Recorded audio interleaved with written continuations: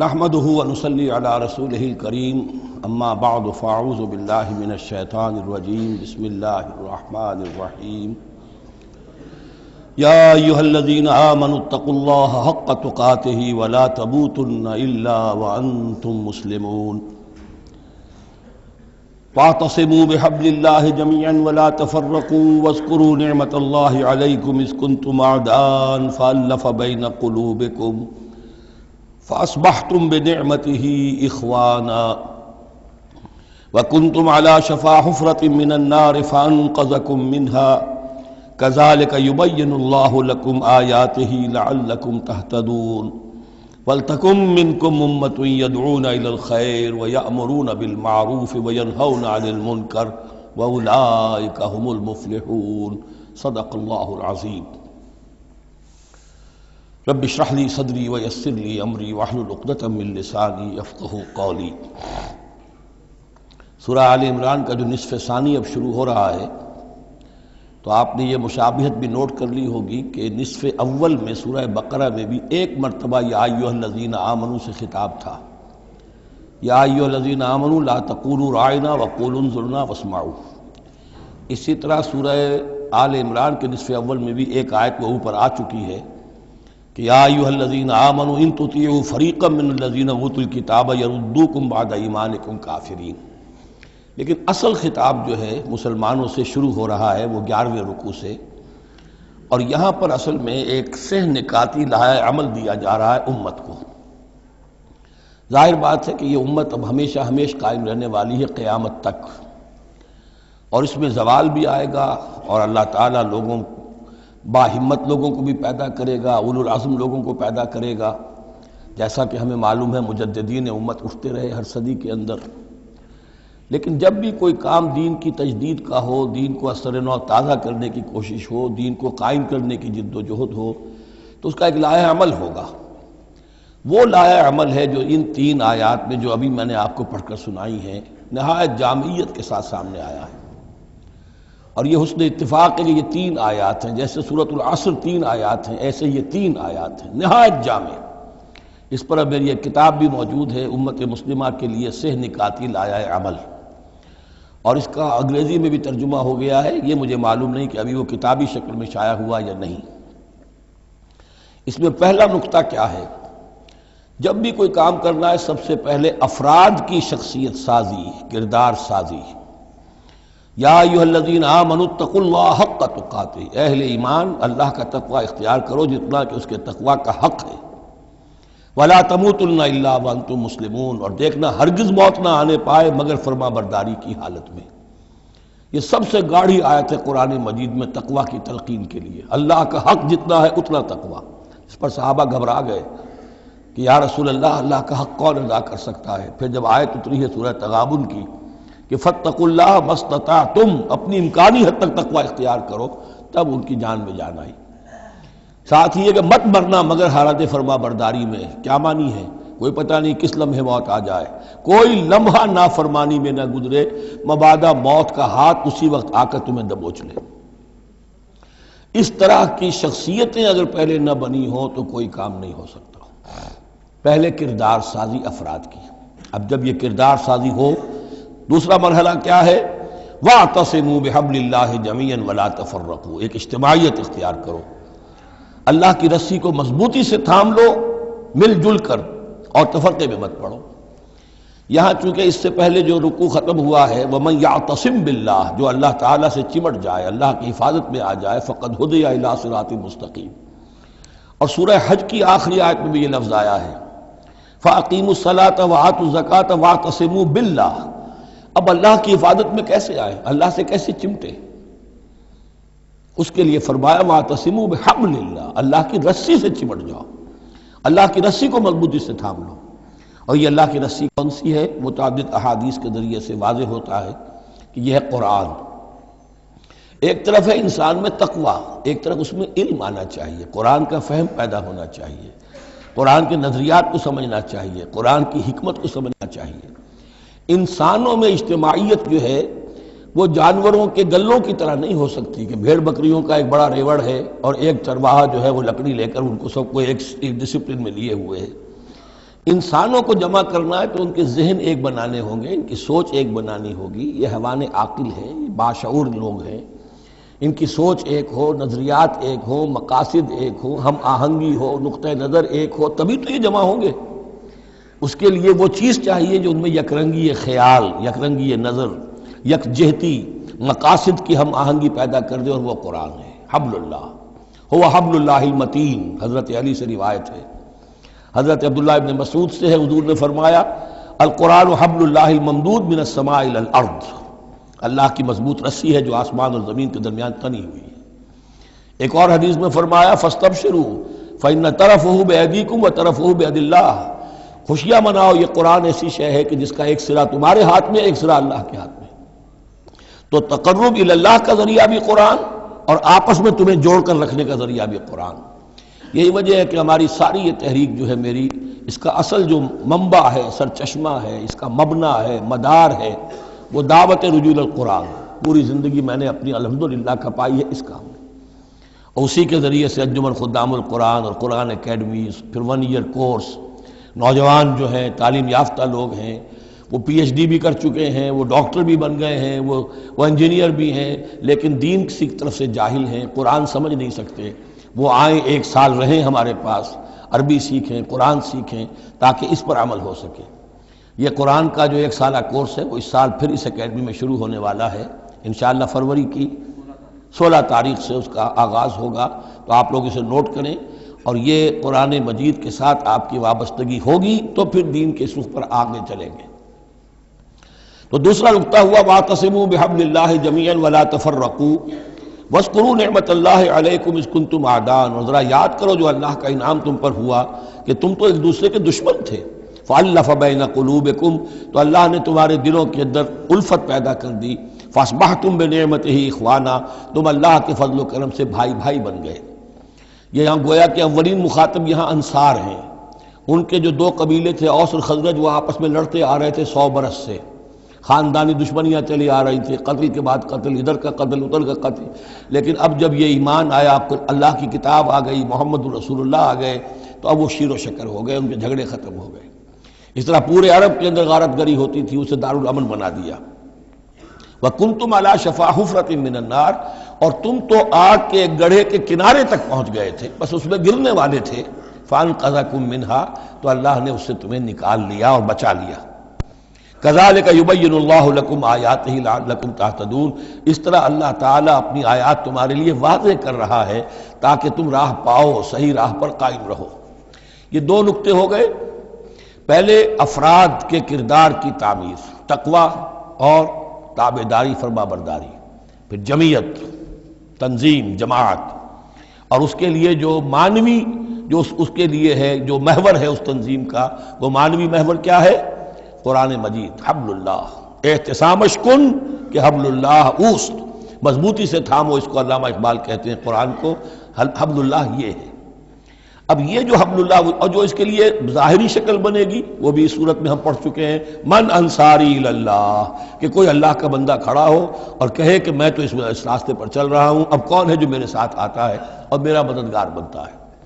اب ایسی جمعیت جو وجود میں آئی وہ کیا کرے گی؟ یہ تیسری آیت اہم ترین ہے، وَلْتَكُن مِّنكُمْ أُمَّةٌ يَدْعُونَ إِلَى الْخَيْرِ وَيَأْمُرُونَ بِالْمَعْرُوفِ وَيَنْهَوْنَ عَنِ الْمُنكَرِ، سے نکاتی پھر آ گیا۔ تیسرے میں 3 کام، یہ جماعت کے کرنے کے کام صرف 3 ہیں، دعوت خیر، دعوت الی الخیر، اور سب سے بڑا خیر یہ قرآن ہے۔ یامرون بالمعروف، نیکی کا حکم دیتے رہیں، وینہون عن المنکر، اور بدی سے روکتے رہیں، واولئک هم المفلحون، اور یہی لوگ ہیں جو فلاح پانے والے ہیں۔ ولتکن منکم امۃ، تم میں سے ایک ایسی امت وجود میں آنی چاہیے، منکم ہے، گویا کہ ایک بڑی امت ہے امت مسلمہ، وہ تو اب 150 کروڑ ہیں یا 140 یا 130 کروڑ ہیں، سوئے ہوئے ہیں، اپنے منصب کو بھولے ہوئے ہیں، دین سے دور ہیں، تو اب اس امت کے اندر چھوٹی امت بنے، ایک جماعت بنے، وہ جماعت اپنے ذمے یہ کام لے لے، جاگو اور جگاؤ، جو ہمدرد کا ایک جو نعرہ ہے کہ اب جاگو اور جگاؤ، اللہ نے تمہیں جاگنے کی صلاحیت دے دی، اب اوروں کو جگاؤ، اور اس کے لیے طاقت فراہم کرو، ایک جماعت بناؤ۔ وَلْتَكُن مِّنكُمْ أُمَّةٌ يَدْعُونَ إِلَى الْخَيْرِ وَيَأْمُرُونَ بِالْمَعْرُوفِ وَيَنْهَوْنَ عَنِ الْمُنكَرِ وَأُولَٰئِكَ هُمُ الْمُفْلِحُونَ۔ یہی لوگ فلاح پانے والے ہیں۔ وہ بڑی امت کروڑوں کی جو ہے جو یہ کام نہیں کرتی، وہ فلاح کی امید میں اگر ہے اور نجات کی امید میں ہے تو ایک امید موہوم ہے۔ فلاح پانے والے صرف یہ لوگ ہوں گے، اولئک ھم المفلحون۔ اب اسی میں آگے چل کر میں نے جو منہج انقلاب نبوی ہے اس میں یہ بات واضح کی ہے کہ جب کوئی انقلاب کے لیے آخری اقدام ہوگا وہ بھی نہی عن المنکر بالید، اس لیے کہ حدیث میں حضور نے نہی عن المنکر کے 3 مرتبے بیان کیے ہیں۔ ابو سعید خدری رضی اللہ عنہ سے روایت ہے، من رأى منکم منکرا فلیغیرہ بیدہ فإن لم یستطع فبلسانہ فإن لم یستطع فبقلبہ وذلک اضعف الایمان، رواہ مسلم رحمہ اللہ۔ تم میں سے کوئی شخص کسی منکر کو دیکھے، اس کا فرض ہے اسے طاقت سے، زور سے، ہاتھ سے بند کرے، روکے، بدلے۔ اگر اس کی طاقت نہیں ہے تو زبان سے تو کہے، اس کی بھی ہمت نہیں ہے تو دل میں نفرت ضرور رکھے، اور یہ ایمان کا کمزور ترین درجہ ہے۔ نفرت بھی ختم ہو گئی، وائے ناکامی متاع کارواں جاتا رہا، کارواں کے دل سے احساس زیاں جاتا رہا تو اب کوئی ایمان نہیں۔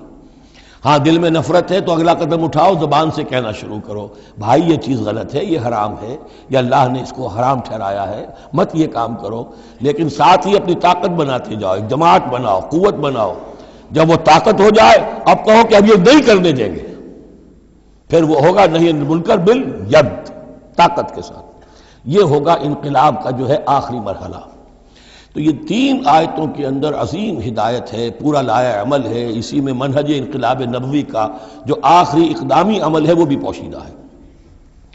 وَلَا تَكُونُوا كَالَّذِينَ تَفَرَّقُوا وَاخْتَلَفُوا مِن بَعْدِ مَا جَاءَهُمُ الْبَيِّنَاتُ، اور ان لوگوں کی طرح نہ ہو جانا جو متفرق ہو گئے، فرقوں میں بٹ گئے اور انہوں نے اختلافات پیدا کر لیے اس کے بعد کہ ان کے پاس واضح تعلیمات آ گئی تھیں۔ اولئک لہم عذاب عظیم، ایسے لوگوں کے لیے تو بہت بڑا عذاب ہے۔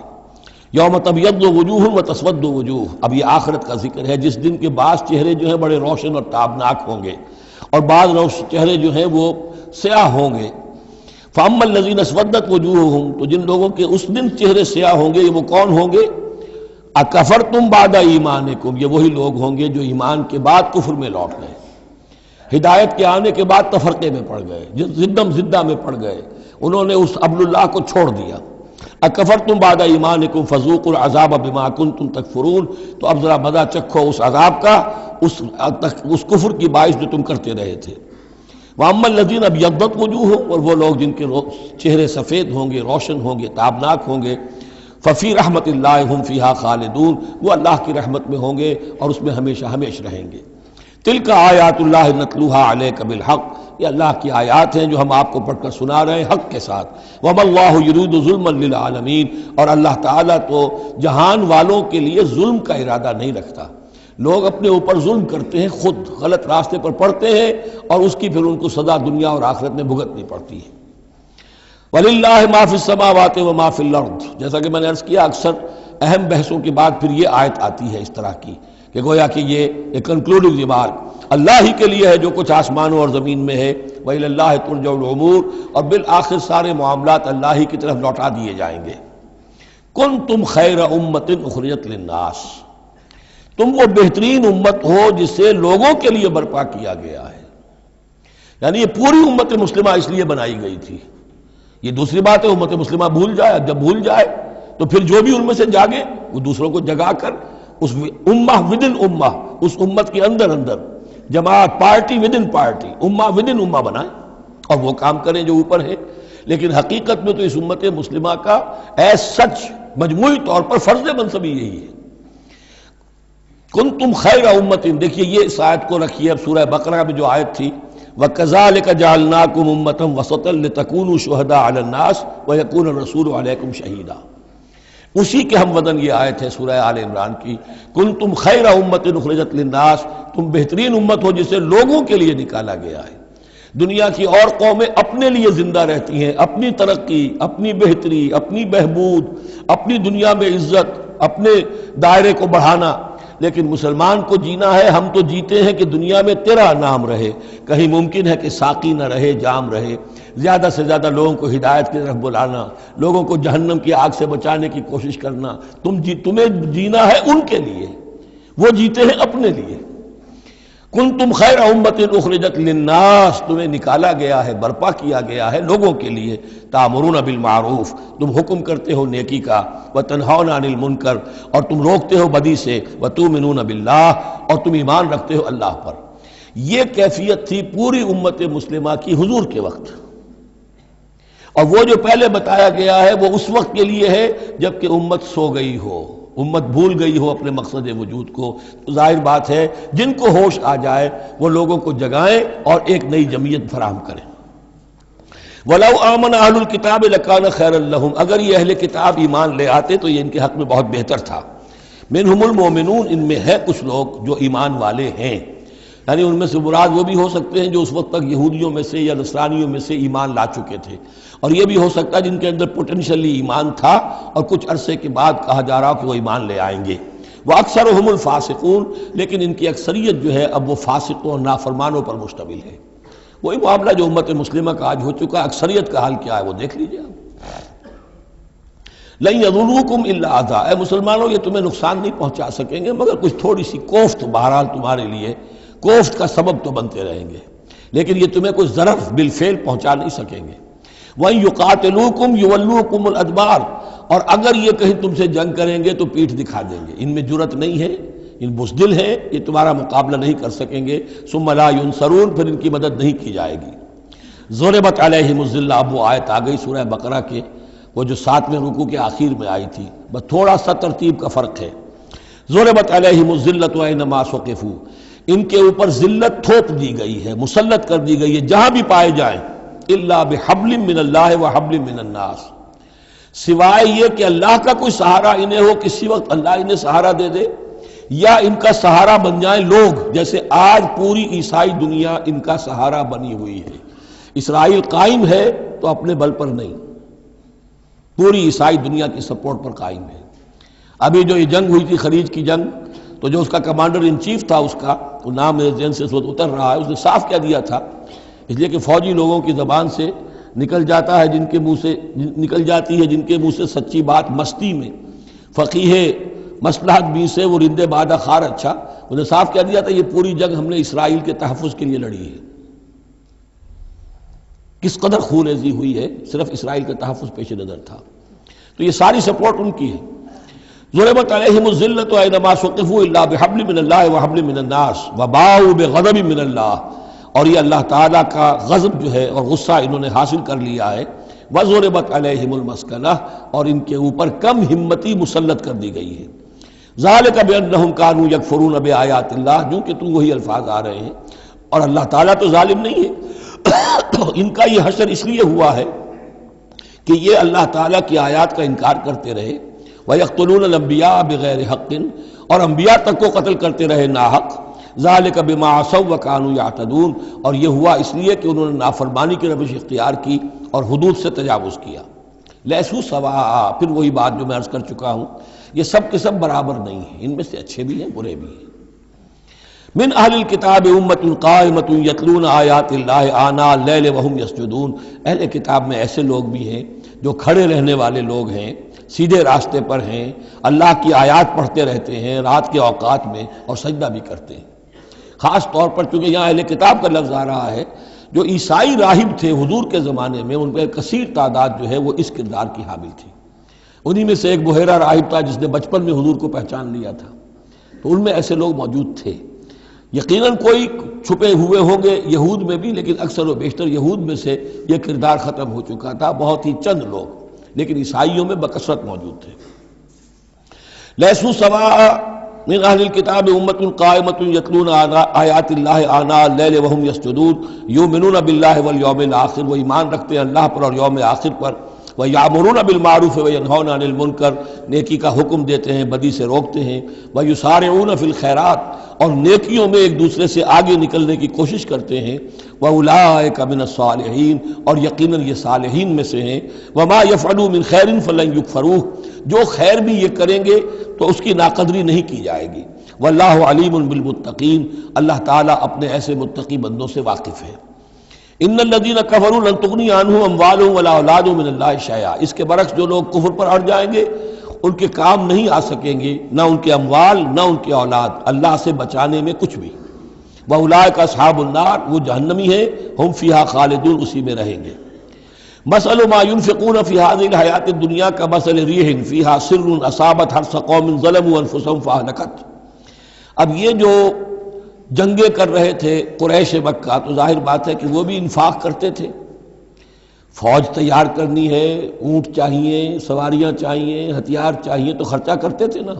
اب یہ اس کی طرف اشارہ ہے کہ یہ لوگ جو دنیا کی زندگی میں کچھ خرچ کرتے ہیں، یا تو دین کی مخالفت کے لیے، یا اپنے جی کو ذرا جھوٹی ایک تسلی دینے کے لیے کہ ہم کچھ نہ کچھ صدقہ خیرات بھی کرتے ہیں، چاہے ہمارا کردار کتنا ہی گر گیا ہو، تو ان کے انفاق کی مثال ایسی ہے کمثل ریح فیہا سر، کہ جیسے ایک زوردار آندھی ہو جس میں پالا ہو، بہت ٹھنڈ ہو، اصابت حرث قوم، وہ کسی قوم کی کھیتی کو آ پڑے، ظلموا انفسہم، جنہوں نے اپنی جان پر ظلم کیا، فاہلکت ہو، اور اس سب کو تباہ و برباد اور تہس نہس کر کے رکھ دے۔ یعنی ان کی یہ نیکیاں، ان کا یہ انفاق، ان کی یہ جد و جہد، یہ سب کی سب بالکل ضائع ہو جانے والی ہیں، ہبط ہو جانے والی نیکیاں، اور ضائع جانے والی ان کی ساری مساعی اور دوڑ دھوپ۔ وما ظلمهم اللہ ولکن انفسہم یظلمون، اور انہوں نے، ان پر اللہ نے کوئی ظلم نہیں کیا، بلکہ وہ اپنی جانوں پر خود ظلم ڈھا رہے ہیں۔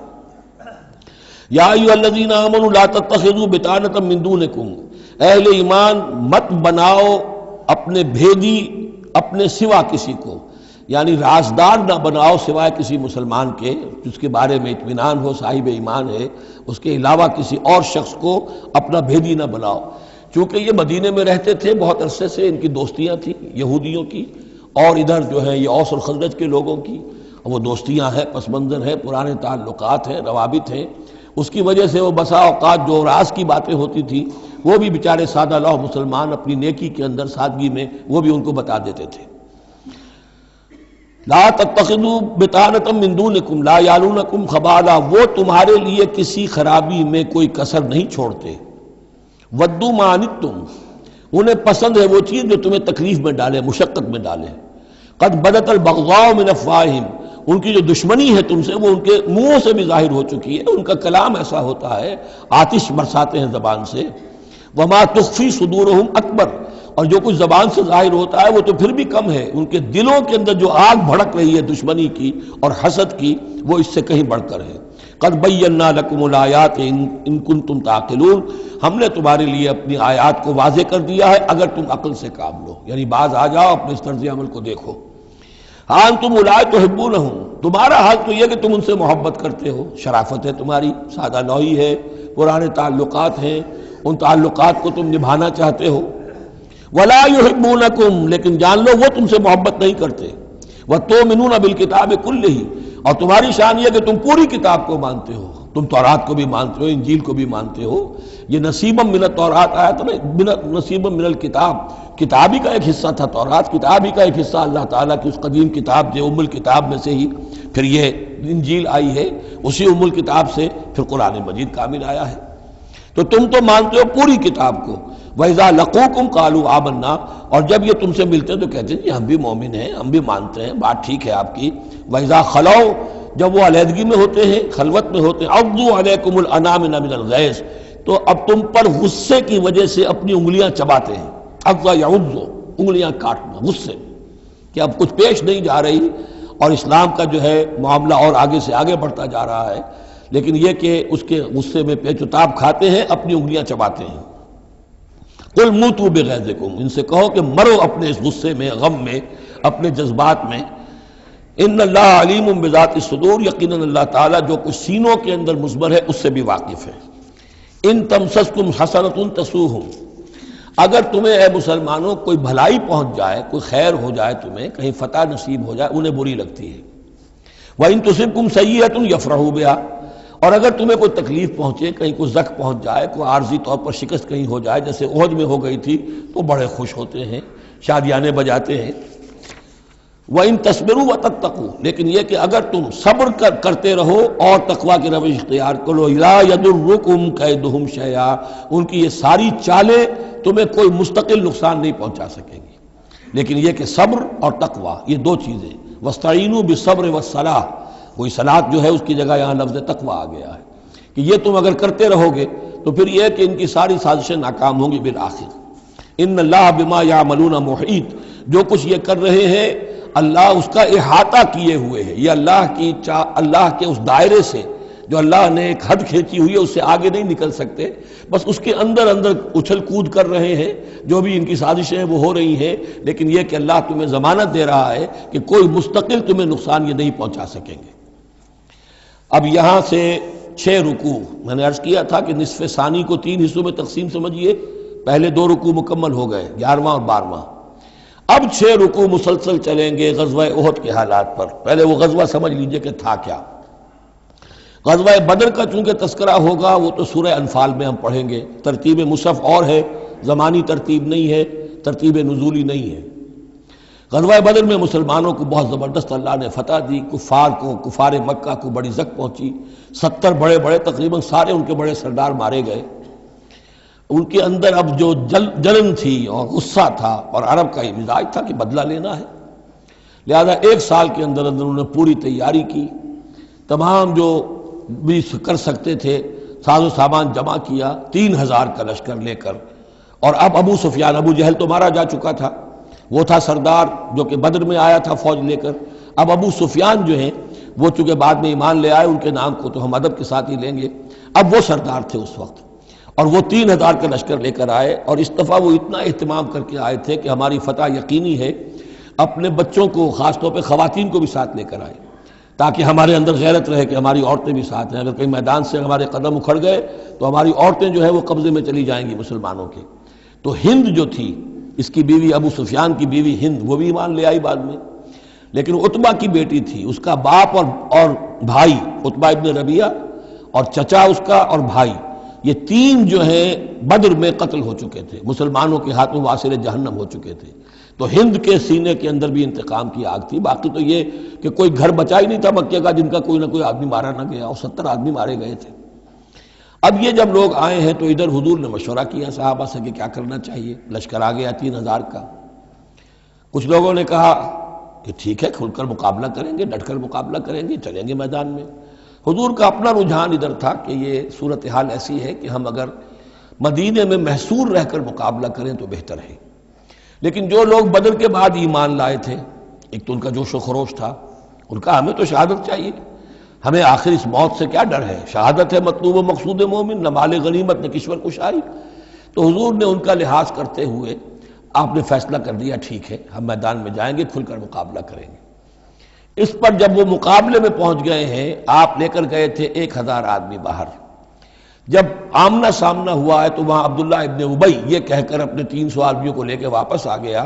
اتفاقاً اس کی رائے بھی یہ تھی کہ کھلے میدان میں جنگ مت کرو، بلکہ یہ کہ محصور ہو کر، جو حضور کی رائے تھی وہی اس کی بھی تھی اس وقت۔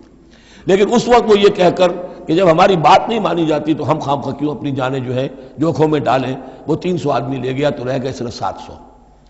ان 700 میں سے بھی 2 گھرانے ایسے تھے، بنو حارثہ بنو سلمہ، ان کے قدم بھی تھوڑی دیر کے لیے ڈگمگائے، لیکن پھر ان کو اللہ تعالیٰ نے حوصلہ دیا اور وہ جم گئے، وہ 300 چلے گئے۔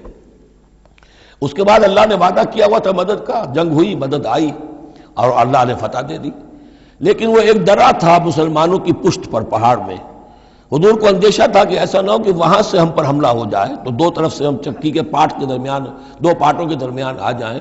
وہاں 50 تیر انداز آپ نے مقرر کر دیے تھے کہ یہاں سے مت ہلنا، چاہے تم یہ دیکھو کہ ہم سب مارے گئے اور ہمارے گوشت جو ہے وہ کوے اور چیلیں کھا رہے ہیں، تب بھی تم نے نہیں ہلنا یہاں سے۔ لیکن جب مسلمانوں کو فتح ہو گئی وہاں اختلاف ہو گیا کہ حضور نے جو فرمایا تھا وہ شکست کے سلسلے میں تھا، اب تو فتح ہو گئی ہے، چلو اب چل کے مال غنیمت جمع کرنے میں باقی تم لوگوں کا ساتھ دو۔ جو وہاں کے لوکل کمانڈر تھے وہ منع کرتے رہے کہ ہرگز مت ہلو، حضور کا حکم یاد رکھو۔ وہ تعویل کر چکے تھے حضرت حضور کے حکم کی۔ 35 چلے گئے، 15 رہ گئے۔ خالد ابن ولید اس وقت جو تھے، کیولری جو تھی، جو گھڑ سوار تھے ان کے جو ہے وہ کمانڈر خالد ابن ولید تھے، ایمان نہیں لائے تھے ابھی۔ ان کی عقابی نگاہ نے دیکھ لیا کہ وہ درہ خالی ہے، تو ادھر تو شکست ہو رہی ہے، وہ اپنا 100 گھوڑوں کا جتنا بھی گھوڑے تھے ان کا لے کر پورا کا پورا رسالہ، اور وہ پیچھے سے آ کر حملہ کیا اور وہ فتح شکست میں بدل گئی۔ 70 صحابہ شہید ہو گئے، حضور بھی زخمی ہو گئے، دندان مبارک شہید ہوئے، خون اتنا گیا کہ یہ بھی مشہور ہو گیا، چونکہ بے ہوشی طاری ہو گئی تھی کہ حضور کا انتقال ہو گیا ہے۔ لیکن پھر یہ ہے کہ ہمت کر کے لوگوں جمع ہوئے، حضور نے لوگوں کو پکارا، پھر آپ نے یہ فیصلہ کیا کہ پہاڑ پر چڑھ کر اور وہاں پر اس وقت بچاؤ کر لیا جائے، تو تمام مسلمان پہاڑ پر چڑھ گئے۔ اب موقع یہ تھا ان کے لیے، ابو سفیان اور دوسری طرف جو یہ ان کے ساتھی جو کیولری کے سردار تھے خالد بن ولید، ان میں اختلاف ہو گیا۔ خالد بن ولید کا کہنا یہ تھا کہ ان کا پیچھا کرو اور ختم کر کے ہی چلو، یہاں سے پہاڑ پر چڑھو۔ ابو سفیان نے کہا نہیں، یہ بہت خطرے کی بات ہے، وہ اونچائی پر ہے، اوپر سے پتھر پھینکیں گے اور ہمارے گھوڑوں کا بھی نقصان ہوگا، ہمارا بھی ہوگا، اب ہم نے بدر کا بدلہ لے لیا ہے، اب ہم چلتے ہیں۔ وہ وہاں سے چلے گئے۔ بہرحال یہ ہے پورا سلسلہ کہ جس کے اب واقعات اس میں آئیں گے، تو ایک سکیچ میں نے آپ کے سامنے رکھ دیا ہے۔ وَإِذْ غَدَوْتَ مِنْ أَهْلِكَ تُبَوِّئُ الْمُؤْمِنِينَ مَقَاعِدَ لِلْقِتَالِ، اور یاد کریے اے نبی صلی اللہ علیہ وسلم، جب کہ آپ صبح کو اپنے گھر سے نکلے تھے، اپنے حضرت عائشہ صدیقہ کے حجرے سے آپ برآمد ہوئے تھے، تُبَوِّئُ الْمُؤْمِنِينَ، اور آپ لوگوں کو مقاعد للقتال، آپ لوگوں کو ان کے مورچوں میں بٹھا رہے تھے، یعنی آپ جب صف بندی کر رہے تھے وہاں اور مورچے معین کر رہے تھے۔ واللہ سمیع علیم، اللہ سب کچھ سننے والا اور جاننے والا ہے۔ اذ ہمت طائفتان منکم ان تفشلا، جبکہ دو گروہ تم میں سے ایسے تھے اے مسلمانوں کہ وہ کچھ کمزوری انہوں نے دکھائی، نامردی کا مظاہرہ کیا، ان کے پاؤں لڑکھڑائے۔ واللہ ولیہما، حالانکہ اللہ تعالیٰ ان کا پشت پناہ تھا۔ وعلی اللہ فلیتوکل المؤمنون، اور اللہ تعالیٰ پر ہی توکل کرنا چاہیے اہل ایمان کو۔ جیسا کہ میں نے عرض کیا، یہ بنو حارثہ بنو سلمہ انصار کے دو گھرانے تھے، عارضی سی ان کے اندر کمزوری آئی، بر بنائے تب بشری، لیکن پھر وہ جم گئے۔ لیکن ان کی جو ہے ذکر قرآن میں کر دیا گیا، اور وہ اس پر فخر کرتے تھے کہ ہم وہ لوگ ہیں کہ جن کا ذکر اللہ نے قرآن میں کیا ہے، واللہ ولیہما، کیونکہ پھر وہ عارضی سی جو ان پر آئی تھی کمزوری، وہ رفع ہو گئی۔ اور آپ غور کریں گے کہ وہ جو بدبخت تھے 300 جو چلے گئے عین میدان جنگ سے، ان کا ذکر بھی اللہ نہیں کر رہا یہاں پر، گویا کہ وہ اس لائق بھی نہیں ہے کہ ان کا ذکر کیا جائے۔ انڈائریکٹلی اس کا ذکر آخر میں آئے گا، ورنہ شروع میں نہیں۔ وَلَقَدْ نَصَرَكُمُ اللَّهُ بِبَدْرٍ وَأَنْتُمْ أَذِلَّةٌ، مسلمانوں یاد کرو اللہ نے تمہاری مدد کی تھی بدر میں جبکہ تم بہت کمزور تھے۔ کل 8 تلواریں، 313 کے سوا سب کے پاس تلواریں نہیں تھیں، 8 تلواریں کل۔ 200 کا 100 گھوڑے کا رسالہ لے کر آئے تھے بدر میں بھی، ادھر 2 گھوڑے تھے صرف، ادھر 700 اونٹ تھے، ادھر 70 اونٹ تھے۔ یہ کوئی 313 کے مقابلے میں 1000، اللہ نے تمہاری مدد کی تھی۔ وَلَقَدْ نَصَرَكُمُ اللَّهُ بِبَدْرٍ وَأَنْتُمْ أَذِلَّةٌ، تم بہت کمزور تھے اس وقت۔ فَاتَّقُوا اللَّهَ لَعَلَّكُمْ تَشْكُرُونَ، تو اللہ کا تقوی اختیار کرو تاکہ تم اللہ کا صحیح معنی میں شکر ادا کر سکو۔ اِذْ تَقُولُ لِلْمُؤْمِنِينَ، اے نبی جب کہ آپ کہہ رہے تھے اہل ایمان سے، أَلَنْ يَكْفِيَكُمْ، کیا تمہارے لیے یہ کافی نہیں ہے، أَنْ يُمِدَّكُمْ رَبُّكُمْ بِثَلَاثَةِ آلَافٍ مِنَ الْمَلَائِكَةِ مُنزَلِينَ، کہ اللہ تعالیٰ تمہاری مدد کرے 3000 فرشتوں سے کہ جو آئیں اترنے والے ہیں آسمان سے، یعنی 3000 کا لشکر آیا ہے۔ تو اے مسلمانوں میں تمہیں خوشخبری دیتا ہوں، اللہ تعالیٰ 3000 فرشتے تمہاری مدد کو بھیجے گا۔ بلا، حضور نے اللہ تعالیٰ کی طرف سے آ رہا، یہ بات تو حضور نے فرمائی تھی، اللہ تعالیٰ نے حضور کی اس دعا، گویا کہ دعا کہہ لیجئے یا جو بھی آپ نے پیشن گوئی کی، ایک طرح کا استدعا بھی ہو سکتی تھی کہ اللہ سے اس طریقے سے آپ یہ استدعا کر رہے ہوں، تو فوراً اس کی منظوری کا اعلان ہو گیا، بلا کیوں نہیں۔ ان تصبروا وتتقوا، مسلمانوں اگر تم صبر کرو گے اور تقوی کی روش پر رہو گے، وَيَأْتُوكُم مِّن فَوْرِهِمْ هَٰذَا، اور اگر وہ فوری طور پر تم پر حملہ آور ہو جائے دشمن، يُمْدِدْكُمْ رَبُّكُمْ بِخَمْسَةِ آلَافٍ، تو اللہ تو تمہاری مدد کرے گا تمہارا پروردگار 3000 نہیں 5000 فرشتوں کے ذریعے سے، مصوبین جو نشان زدہ گھوڑوں کے اوپر آئیں گے۔ لیکن اس کے ساتھ دیکھیے وَمَا جَعَلَهُ اللَّهُ إِلَّا بُشْرَىٰ لَكُمْ، لیکن یہ سب بھی اللہ تعالیٰ کی طرف سے ایک بشارت کے طور پر تمہیں بتا دیا گیا، وَلِتَطْمَئِنَّ قُلُوبُكُمْ بِهِ، اور تاکہ تمہارے دل مطمئن ہو جائیں، وَمَا النَّصْرُ إِلَّا مِنْ عِنْدِ اللَّهِ، مدد تو ہوتی ہی اللہ کی طرف سے ہے، فرشتوں کا بھیجنا بھی ضروری نہیں ہے، اللہ فرشتوں کو بھیجے بغیر مدد کر سکتا ہے، کن فیکون کی شان رکھتا ہے۔ لیکن تمہاری طبع بشری کے حوالے سے تمہیں یہ خبر دی گئی ہے کہ 3000 کی اگر دشمن سامنے ہے تو تمہیں 3 نہیں 5000، اگر وہ فوری طور پر آگے حملہ آور ہو گئے تو 5000 تمہیں فرشتے بھیج دیں گے۔ لِيَقْطَعَ طَرَفًا مِّنَ الَّذِينَ كَفَرُوا، یہ اللہ تعالیٰ چاہتا ہے کہ یہ کافروں کا ایک بازو کاٹ دے، اور یکبتہم، یا ان کو ذلیل کر دے، فینقلبوا خائبین، تاکہ پھر وہ لوٹ جائیں بہت ہی خائب و خاسر ہو کر، ناکام ہو کر۔ اب یہ گفتگو ذہن میں رکھیے، ترتیب جو ہے وہ نہیں ہے۔ پہلے جو ذکر ہو رہا ہے وہ تو آپ میدان جنگ میں پہنچ چکے تھے اور یہ ذکر ہو رہا ہے اس سے پہلے کا، جب خبریں پہنچی ہوں گی کہ 3000 کا لشکر آ رہا ہے، اس وقت جو گفتگو ہوئی ہے۔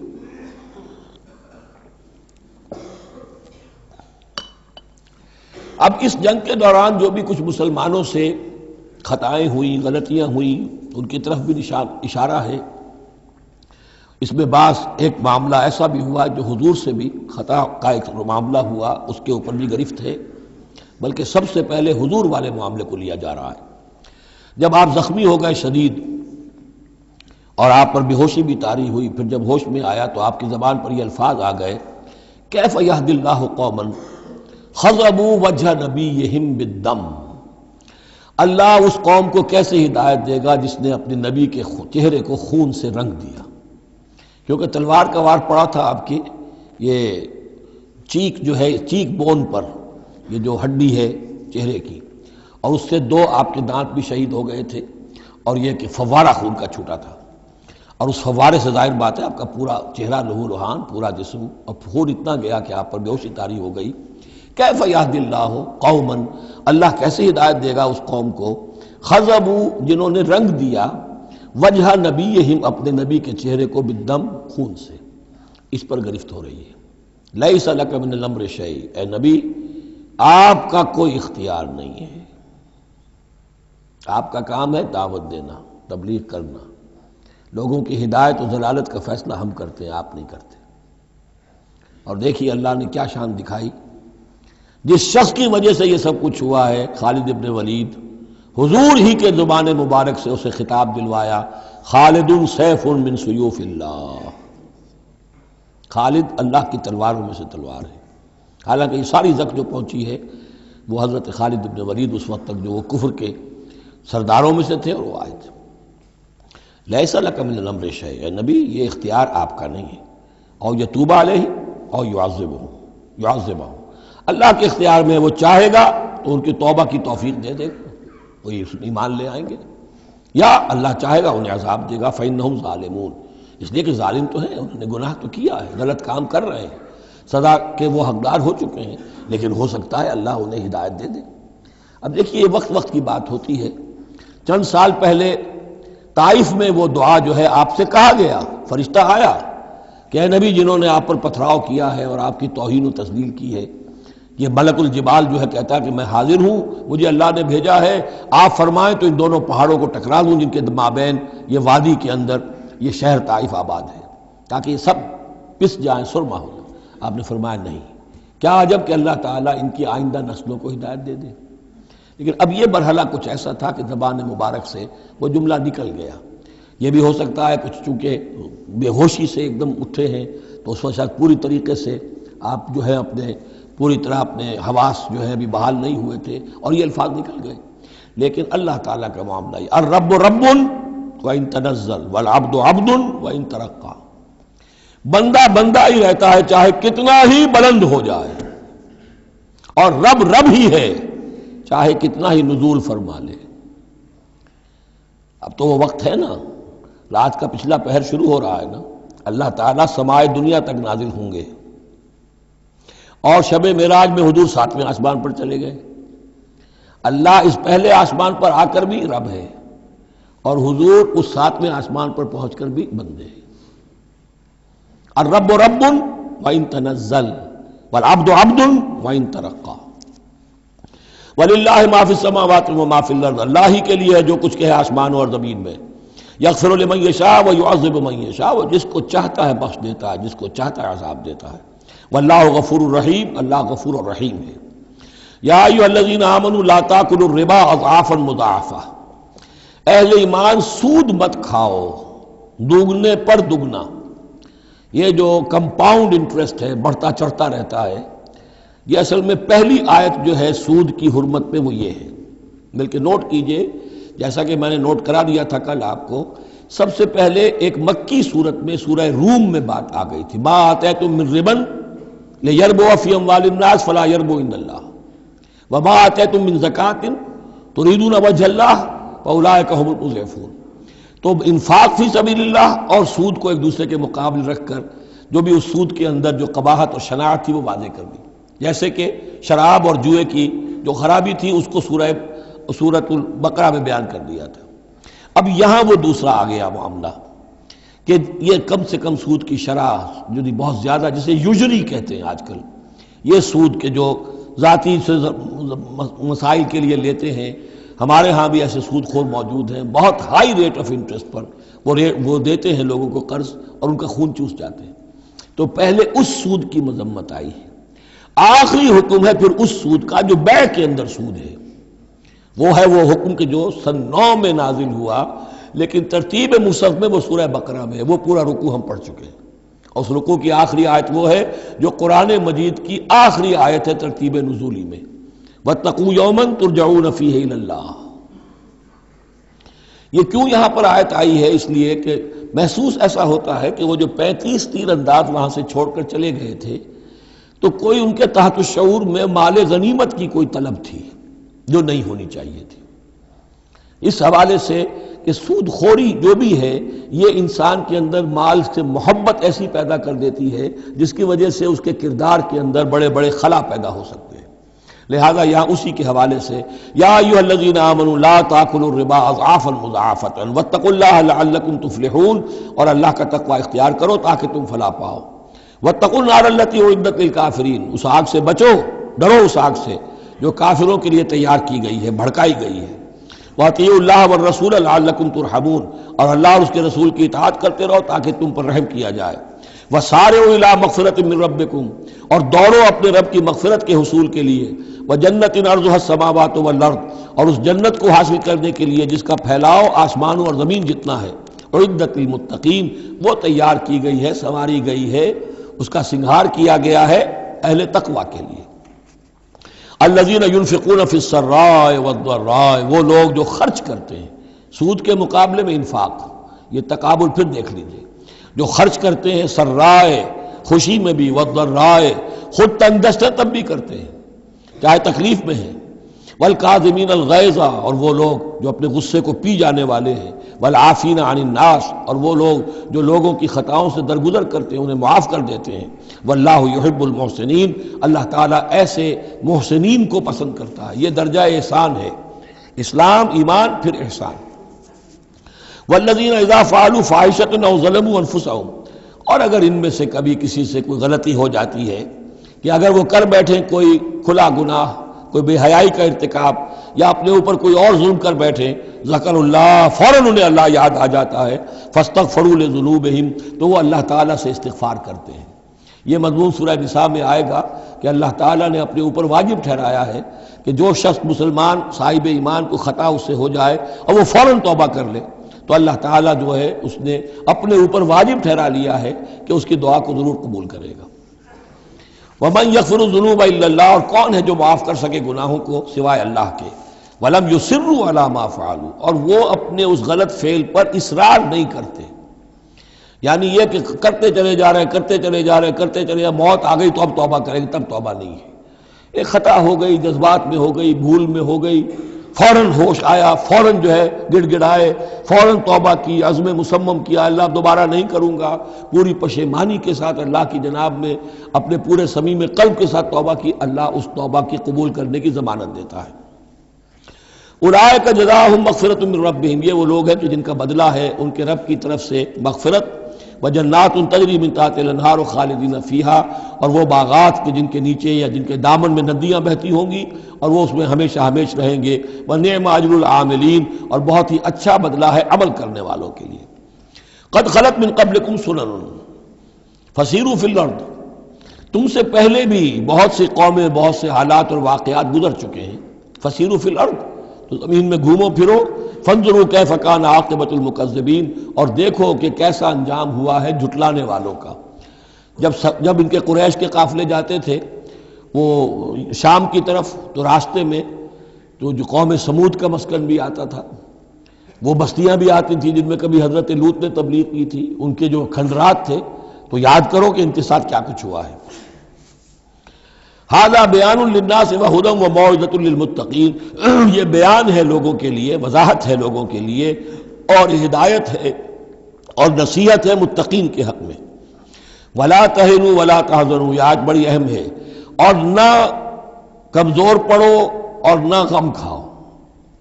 وانتم الاعلون ان کنتم مؤمنین، ہمارا پختہ وعدہ تمہارے ساتھ یہ ہے کہ تم ہی سربلند ہوگے، آخری فتح تمہاری ہوگی، تم ہی سب سے اونچے ہوگے بشرطے کہ تم مومن ہوئے۔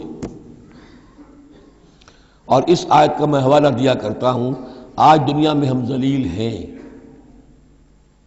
اعلیٰ تو نہیں ہے، بلند تو نہیں ہے، نتیجہ کیا نکلتا ہے؟ ایمان نہیں ہے ہمارے اندر۔ ایک عقیدہ ہے، موروثی عقیدہ ہے، ایمان، یقین والا ایمان، burning faith, living faith, conviction, وہ کہاں ہے؟ یا پھر قرآن اللہ کا کہنا جھوٹ ہے، انتم الاعلون ان کنتم مؤمنین۔ ہو نہیں سکتا کہ امت کے اندر ایمان موجود ہو اور پھر وہ دنیا میں ذلیل و خوار ہو۔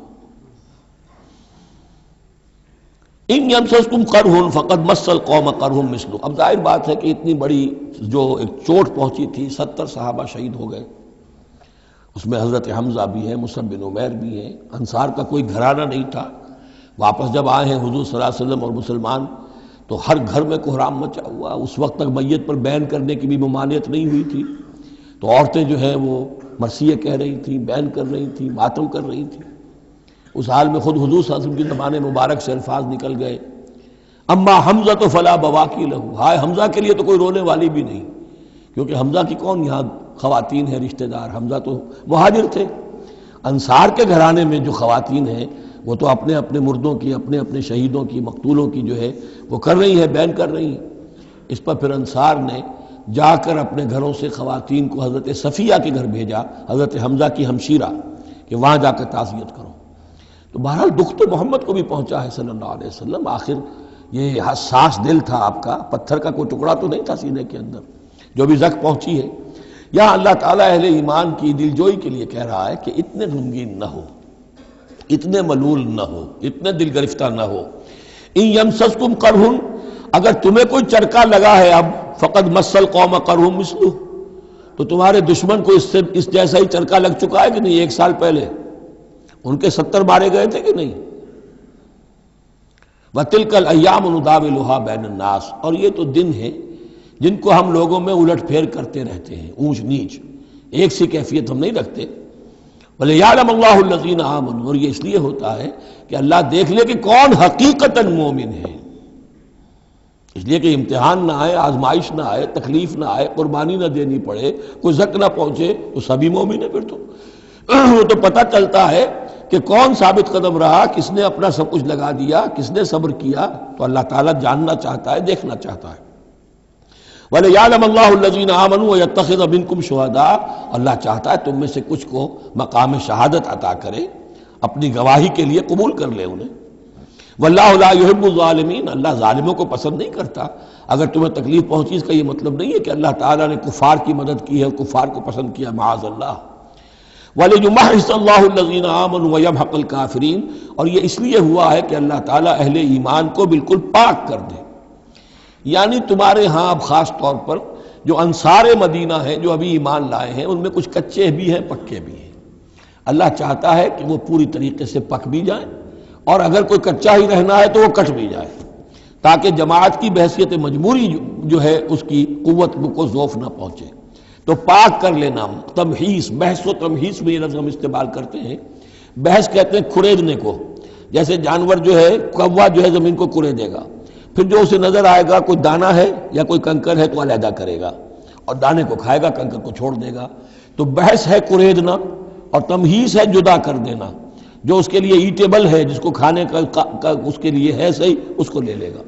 تو اللہ تعالیٰ بھی تمہارے اندر جو گڑبڑ ہو گئے ہیں، کچھ مومن صادق بھی ہیں، کچھ منافق بھی ہیں، کچھ پختہ ایمان والے بھی ہیں، کچھ کمزور ایمان والے بھی ہیں، تو یہ تمحیص کی ہے اللہ نے، دکھا دیا یہ 300 اور یہ عبداللہ ابن ابی یہ منافق ہیں، تمہیں نظر آ گیا نہیں؟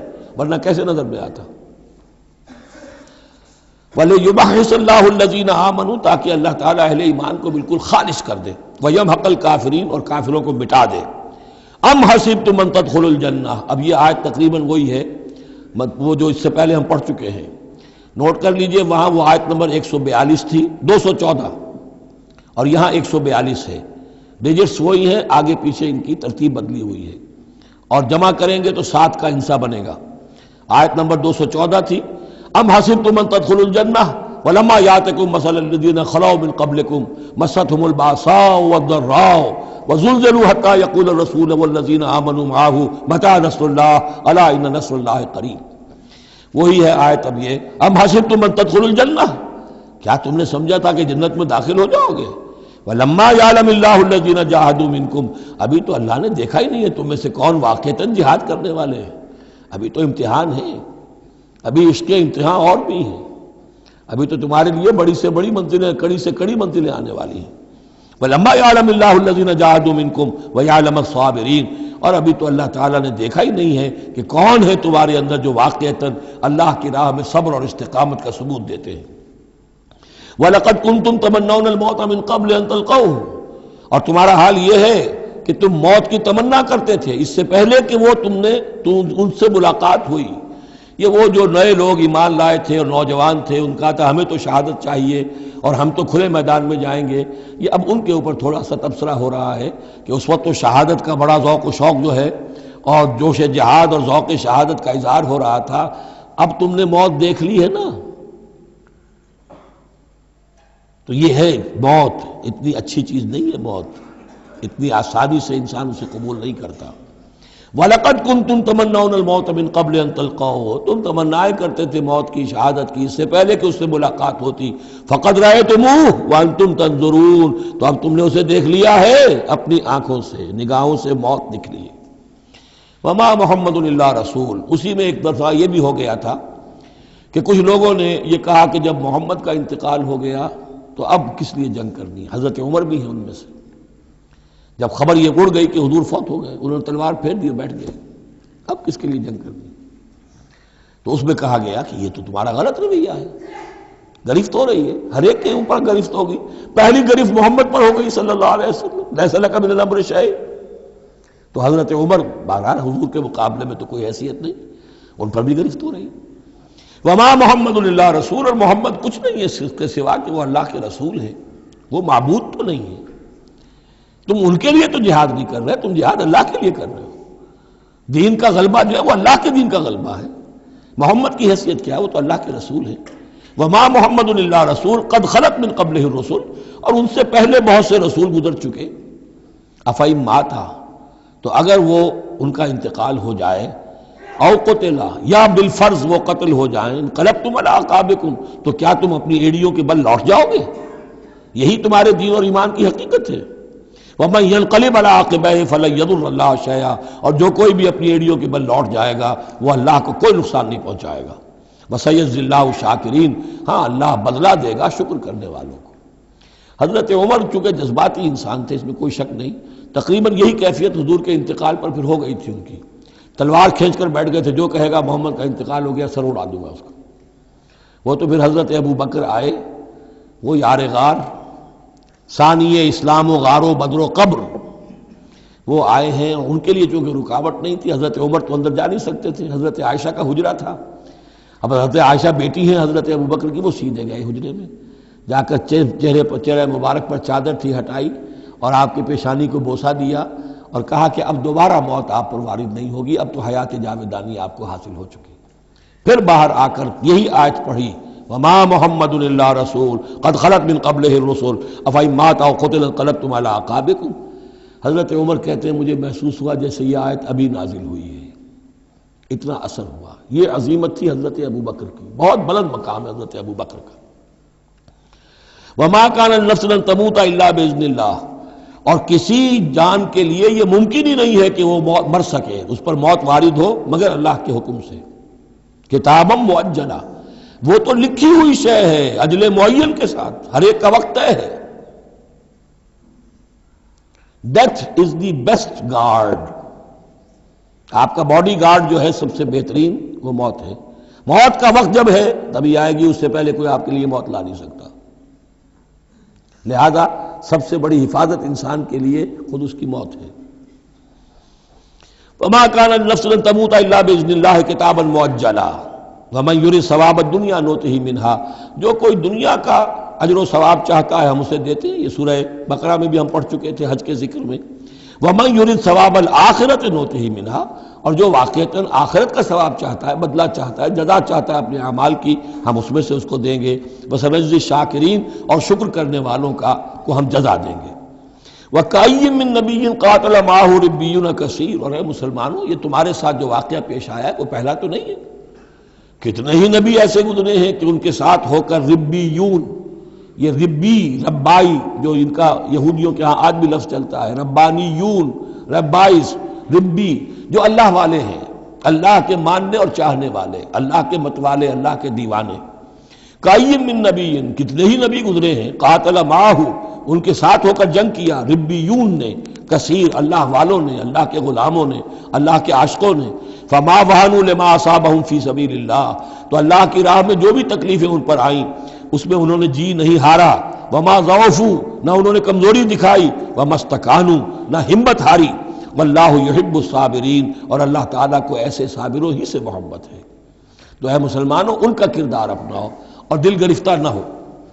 وما كان قولهم الا ان قالوا ربنا اغفر لنا ذنوبنا واسرافنا في امرنا، اور ان کا تو ہر مرحلے پر یہی قول ہوتا تھا کہ وہ دعا کرتے تھے اے رب ہمارے بخش دے ہمیں ہمارے گناہ، واسرافنا في امرنا، اور اگر ہم سے اپنے کسی معاملے میں حد سے تجاوز ہو جائے، جیسے کچھ تجاوز ہو گیا حضور سے کہ آپ نے وہ الفاظ فرما دیے کیف یہدی اللہ قوما خضبوا وجہ نبیہم بالدم، یا جیسے حضرت عمر سے ہو گیا کہ تلوار پھینک کر بیٹھ گئے۔ تو اللہ جو اسراف ہم سے ہو جائے، اسراف ہے کسی حد سے تجاوز کر جانا، جائز حد تک خرچ کرنا ٹھیک ہے، آپ اس میں آگے بڑھ جاتے ہیں وہ اسراف ہے۔ وَإِسْرَافَنَا فِي أَمْرِنَا، بخش دے جو بھی اسراف، جو بھی زیادتی ہم سے ہو گئی۔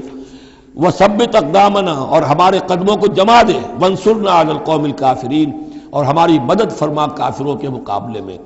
یہی دعا تھی حضرت طالوت کے ساتھیوں کی، یہی دعا تھی جس پر ختم ہوئی وہ دعا کہ جو سورہ بقرہ کے اختتام پر آئی فانصرنا علی الکافرین، وہی دعا یہاں بھی ہے۔ فآتاہم اللہ ثواب الدنیا وحسن ثواب الآخرہ، تو ان لوگوں کو اللہ تعالیٰ نے عطا فرمایا دنیا کا ثواب بھی، دنیا میں بھی سربلندی دی، فتوحات دی، وحسن ثواب الآخرہ، اور آخرت کے ثواب کا تو بہت ہی عمدہ حصہ ان کے لیے ہے۔ واللہ یحب المحسنین، اور اللہ تعالیٰ جو ہے ایسے محسنین کو پسند کرتا ہے۔ یا ایھا الذین آمنوا ان تطیعوا الذین کفروا یردوکم علی اعقابکم، اے اہل ایمان اگر تم ان لوگوں کا کہنا مانو گے جنہوں نے کفر کی روش اختیار کی ہے، وہ تمہیں تمہاری ایڑیوں کے بل واپس لے جائیں گے، فتنقلبوا خاسرین، اور پھر تم بالکل خسارے والے، تباہ اور برباد ہو جانے والے ہو جاؤ گے۔ بل اللہ مولاکم، تمہیں تو یہ سمجھنا چاہیے تمہارا مولا، مددگار، پشت پناہ، ساتھی، حمایتی اللہ ہے۔ وَهُوَ خَيْرُ النَّاصِرِينَ، اور وہی ہے کہ جو سب سے بڑھ کر مدد کرنے والا، سب سے اچھا مددگار ہے۔ سَنُلْقِي فِي قُلُوبِ الَّذِينَ كَفَرُوا الرُّعْبَ، ہم ان قریب کافروں کے دلوں میں رعب ڈال دیں گے، بِمَا أَشْرَكُوا بِاللَّهِ، اس سبب سے کہ انہوں نے شرک کیا اللہ کے ساتھ، مَا لَمْ يُنَزِّلْ بِهِ سُلْطَانًا، اور ایسی چیزوں کو شریک ٹھہرایا، ایسی ہستیوں کو یا چیزوں کو جس کے لیے اللہ تعالیٰ نے کوئی سند نہیں اتاری۔ وَمَأْوَاهُمُ النَّارُ وَبِئْسَ مَثْوَى الظَّالِمِينَ، اور اللہ ان کا ٹھکانہ جو ہے وہ جہنم ہے، اور بہت ہی برا ٹھکانہ ہے ظالموں کے لیے۔ یہ اصل میں اس آیت میں توجیہ ہو رہی ہے کہ وہ کیوں چلے گئے، جبکہ اس درجے ان کو یعنی کھلی فتح حاصل ہو چکی تھی، مسلمانوں کو ہزیمت ہو گئی، حضور اور صحابہ جو ہے انہوں نے پناہ لے لی ہے پہاڑ کے اوپر جا کر۔ خالد بن ولید کہہ بھی رہے ہیں کہ اس معاملے کو اب ختم کرنا چاہیے، روز روز کا ٹنٹا جو ہے وہ اب نہ رہے، لیکن ابو سفیان کے اندر دل میں کوئی ایسا رعب اللہ نے اس وقت ڈال دیا کہ وہاں سے وہ چلے گئے، ورنہ یہ کہ واقعتاً اس وقت صورتحال جو ہے مسلمانوں کے لیے بہت مخدوش ہو چکی تھی۔ بارک اللہ لی ولکم فی القرآن العظیم ونفعنی وإیاکم بالآیات والذکر الحکیم۔